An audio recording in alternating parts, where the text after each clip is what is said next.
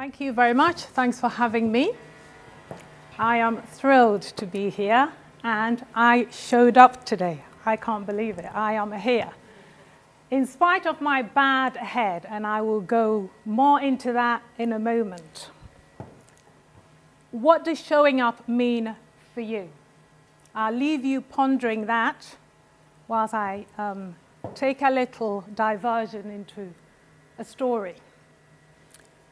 I was born in Africa, Ghana to be precise, and growing up I was a very precocious child, very adventurous, got into all sorts of scrapes, not all of them coming off well, always in trouble. So I was labeled in the local dialect as Wutrinye, which literally means you've got a bad head. And it's amazing how this gets into your psyche as a child. You're not really thinking about it, but you're going on about your business and thinking, got a bad head. I was at high school in the 80s. Yes, I am that old. And at that time, the political climate in Ghana was interesting, to say the least. This led to shortage of certain dry goods, groceries, cornflakes, tinned fish, that sort of thing.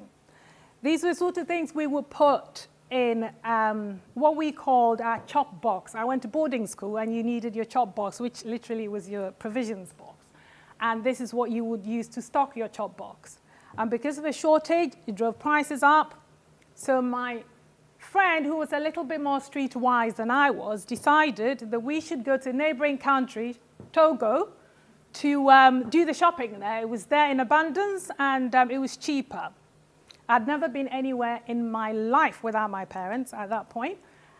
And I thought there was no way they were going to allow me to go to another country without them. So I wasn't going to tell anybody. I woke up, a crack of dawn, took all of my 15-year-old life savings and headed off to the coach station to meet my friend. Unfortunately, I was late and I missed her, and she'd gone on the previous coach. Undeterred, I hopped onto the next one.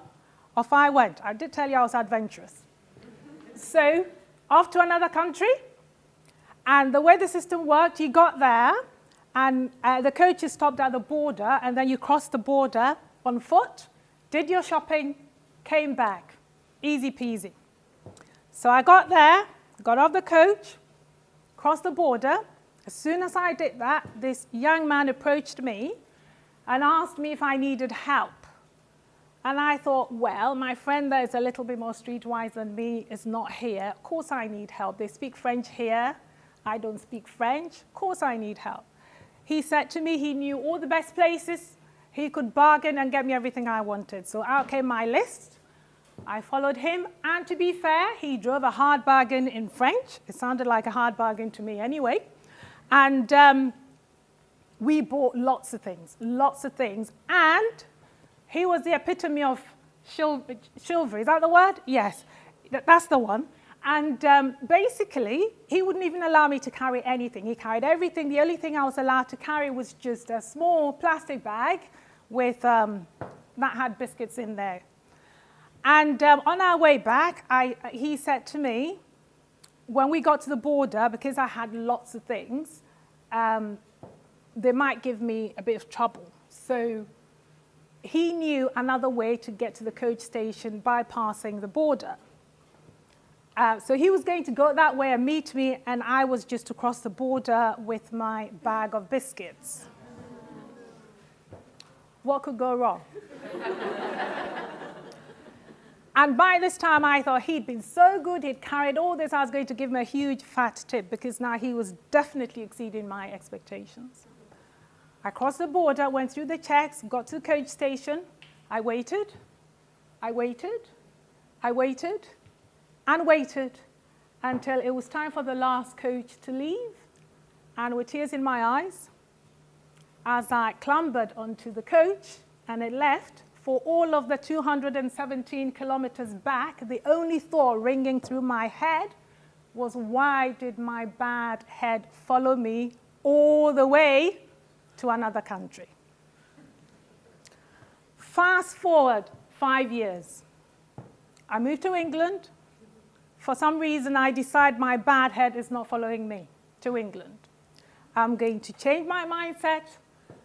I'm not going to consider myself unlucky anymore, and I am just going to grab life by the horns. And believe you me, that's exactly what I did. This brings me to my definition of showing up. What does showing up mean? So for me, showing up means showing up for yourself, showing up for life, and allowing life to show up for you. How do you show up for yourself? Number one, are you looking after yourself? Are you looking after your physicals? Are you eating right? Are you sleeping your 8 to 9 hours? Are you exercising? Are you creating room for relaxation? Are you doing all those things? If you're not doing those things, you're not showing up for yourself. Emotional. What do you do when you're stressed out? Are you managing your emotions, or are your emotions managing you? Mental. What are you putting in your head? What books are you reading? Scratch that. When was the last time you read a book? Spiritual. Let me paint a picture for you. So you wake up one day feeling 105 years old. You're under the duvet. You're not feeling too clever. The day before, you didn't have a good day. You turned up at your governance board meeting and you literally got thrown under the bus. You went to your parents-teacher consultation and you are convinced the child the teacher's talking about is just another child who happens to have your child's name. And now your partner, let's not even go there. So you're there under the duvet thinking, should I really come out? Should I bother? In those times when your markers of life are going pear-shaped, what is your philosophy? What strategies have you got? How do you bring yourself back to your center for you to know you're more than your failures and your achievements? There is more to you than the things you're measuring yourself by. So what philosophies, what strategies are you using to bring yourself back to your center? I was giving a talk at a major international bank, and a perfectly made-up lady came up to me. She just looked exquisite, and she said to me afterwards, I would like to concentrate on spiritual a bit more. I just can't find time for meditation. And I'm thinking, if you can find time to look like this, enough said. So let's talk about number 2, showing up for life. If you've showed up for yourself, if you've looked after your physical, your mental, emotional, your spiritual, you have got the foundation, and now you can show up for life. And how do you show up for life? For us women, 2 things, or for me, 2 things. Family, career. When it comes to family, women, we tend to fall into this trap where we use our lives to service the other lives around us. So our lives, we think, are there to service our children's lives, our partner's lives, our mother-in-law's life, our parents' life, everybody else but us. So what happens is we're not showing up for ourselves. We're showing up for everybody but not us. And this is what happened to me about 10 years ago when I found myself standing at Harley Street, going to see a consultant, clutching a spreadsheet of 14 symptoms. Now, why did that happen? Because I had not showed up for myself. I had showed up for everybody. They were all fine. I had 14 symptoms. Let's talk about success. 3 components of success from my point of view. You have effort, you have talent, and you have luck. Effort, we all understand. If you've achieved anything in your life, you understand hard graft. So I'm not going to labor that point. Let's talk about talent. Thomas Edison said, genius is 99% perspiration. Perspiration by any other name is effort, hard graft.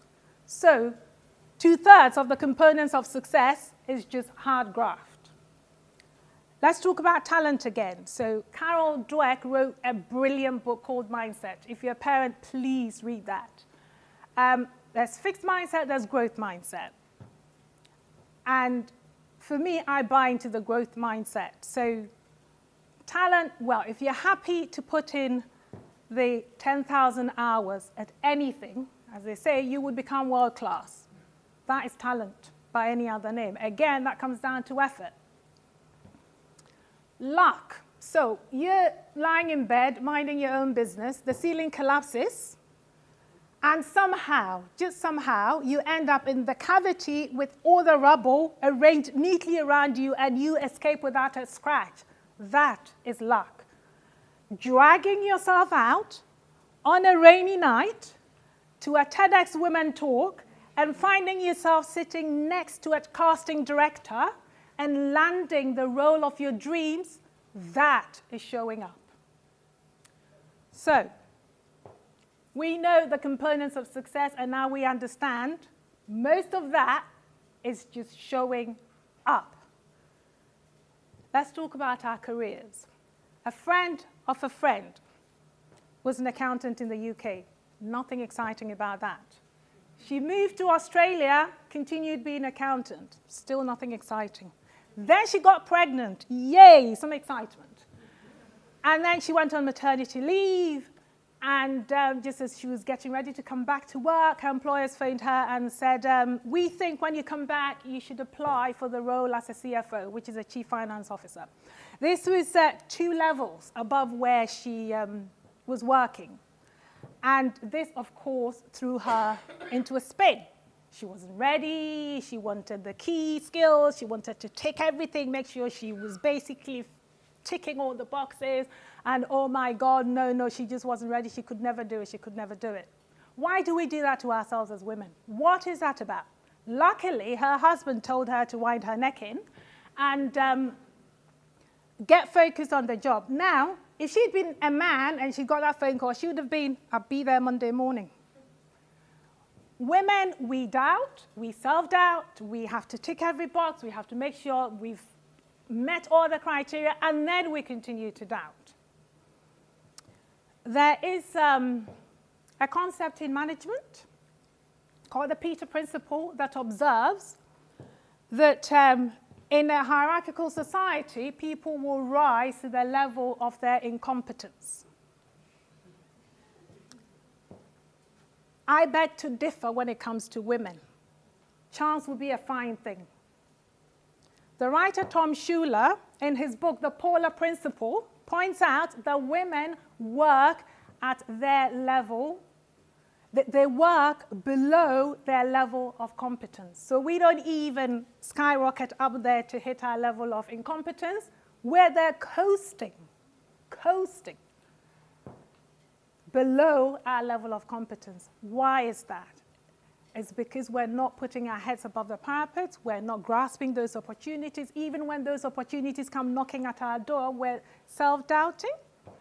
We're not willing to learn on the job. We want to know everything. And for us to show up for ourselves, we have to learn on the job. We have to be ready to stand up and be counted. We might not know everything, but we're smart enough and sharp enough to learn on the job. Because we're not showing up for ourselves like that, what happens is we end up looking after everybody, leaving ourselves out. We're stressed out doing jobs we're not particularly keen on, but we think, oh, God, for whatever, this is what I have to do.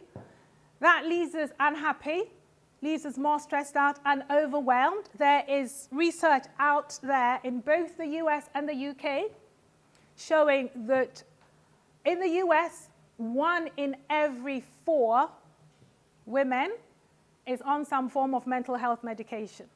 In the UK, it's 1 in every 3. Why is that? We're not living the lives that suit us. We need to be able to structure our lives in such a way that we're supporting ourselves, that we're showing up, and we're not talking ourselves out of opportunities. I mentor a few women, and when I listen to them talk, sometimes I just want to shake them. And it's just because I've come up the hard way. But we just do ourselves such a disservice by not showing up. You know, show up when you're not feeling up to it. Just show up anyway. You never know. You might be the only person that shows up. and then you get the role by default anyway. So let's talk about showing up, being visible, so that life is showing up for you. Now you've looked after the physicals, you've showed up for yourself, you showed up for the world, grabbed it by the horns, and now you are learning on the job, you're being visible. What happens is that opportunities start coming at you. You're visible now. You are the expert in your field. You're the go-to person. People start coming to you, and opportunities start coming at you. And then you start standing in your own right as a woman, unapologetically as a woman, because you have showed up. What happens? You start thinking, because opportunities are coming at you, that success is actually 99% inspiration. See how you flip that around? What happened to the perspiration? You forgot how hard it was, the graft, to get there. But you have to get there. You have to be visible. So I hope I have inspired you to show up for yourself and allow life to show up for you. And here I am, standing on a TEDx stage, talking about showing up in London. That is not bad for an African girl with a bad head. Thank you.